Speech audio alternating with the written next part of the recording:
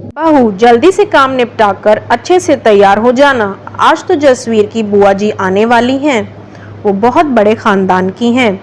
आरुषि झट से भोजन की तैयारी करने लगी। बुआ जी के आने से पहले वे अच्छे से तैयार हो गई। दरवाजे की घंटी बजी, बुआ जी आ गईं। सुजाता जी अपनी ननद से उम्र में छोटी थी, तो उन्होंने पैर छूकर आशीर्वाद लिया। वैसे बुआ जी बड़ी हाई फाई थी, लेकिन सोच आज भी पुराने जमाने की थी। अपनी सास को देखकर आरुषि ने भी उनके पैर छुए। खुश रहो बहू, तुम्हारी शादी में तो कोई आ नहीं पाया, तो मैंने सोचा इस बहाने सबसे मिलना हो जाएगा। वाह सुजाता, तेरी बहू तो बहुत सुंदर और सुशील भी है। मैं भी अपने बेटे के लिए ऐसी ही बहू चाहती हूँ। जी, सुजाता जी मुस्कुराकर बोली। अच्छा, तो अब आप काफी थक गई होंगी, काफी लंबा सफर तय किया है। फ्रेश हो जाइए, फिर सब खाना खाएंगे। आरुषि सब कामों में बहुत होशियार थी। उसने कई प्रकार के भोजन बनाए थे। सबने बैठकर अच्छे से खाना खाया। सबको खाना बहुत अच्छा लगा। बुआ जी ने कहा, तुम इतनी पढ़ी लिखी होकर भी इतना अच्छा खाना बनाती हो। आजकल के बच्चों को कहाँ इतना अच्छा खाना बनाना आता है। जब आरुषि भी खाना खाने बैठी तो बुआ जी ने पट से टोक दिया, ये क्या बहू, पति के खाना खाने से पहले ही तुम बैठ रही हो। पहले वो खाना खत्म कर ले, फिर उसी की थाली में तुम भी खा लेना।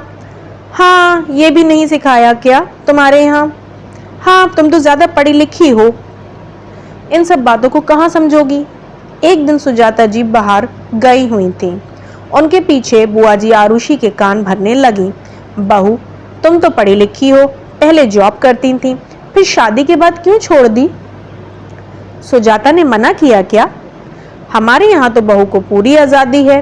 तुम कहो तो मैं बात करूं सुजाता से। आरुषि सोच में पड़ गई कि बुआ जी मम्मी जी के सामने कुछ और कहती हैं और पीछे कुछ और। उसको उनका गिरगिट जैसा रंग बदलना बिल्कुल पसंद नहीं आया। वह पढ़ी लिखी और समझदार थी। वह समझ गई कि बुआ जी उनके हंसते खेलते परिवार में फूट डालने का काम कर रही हैं। उसने कहा, नहीं बुआ जी, मम्मी जी ने मुझे मना किया है। मुझे खुद शादी के बाद घर संभालने का मन था। उसने ये कहकर बात संभाल ली।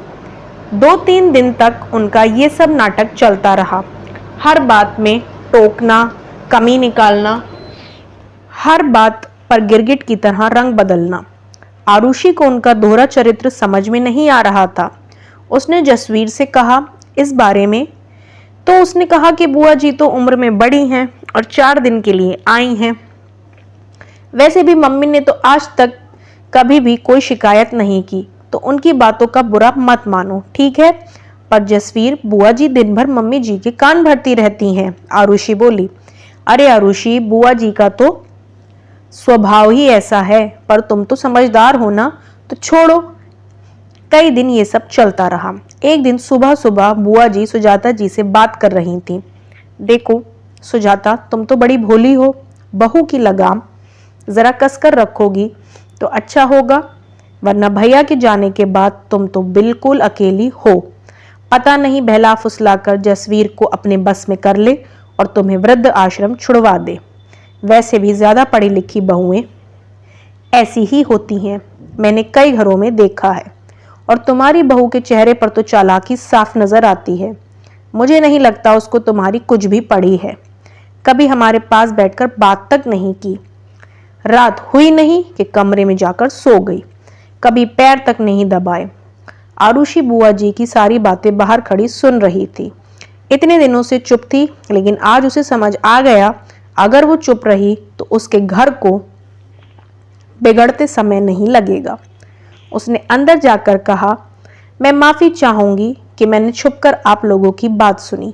बुआ जी माफ कीजिएगा, हमें देख खुश होने के बजाय आप हमारे घर में फूट डालने का काम कर रही हो। मुझसे कुछ और मम्मी जी से कुछ कहती हो। हाँ मम्मी जी, मैं चालाक हूँ, इसलिए एक बात कहना चाहती हूँ। माफ करना बुआ जी, इंसान के कपड़े नहीं, उसकी सोच हाई फाई होना चाहिए। छोटी सोच और एड़ी में मोच इंसान को जीवन में कभी आगे नहीं बढ़ने देती। तो प्लीज आज के बाद अपनी बिलो स्टैंडर्ड सोच की वजह से किसी के घर में आग मत लगाइएगा, वरना ऐसा ना हो कि आपके अपने हाथ जल जाए। उसकी बातें सुन बुआ जी का मुंह खुला का खुला रह गया और सुजाता जी के चेहरे पर मीठी सी मुस्कान आ गई।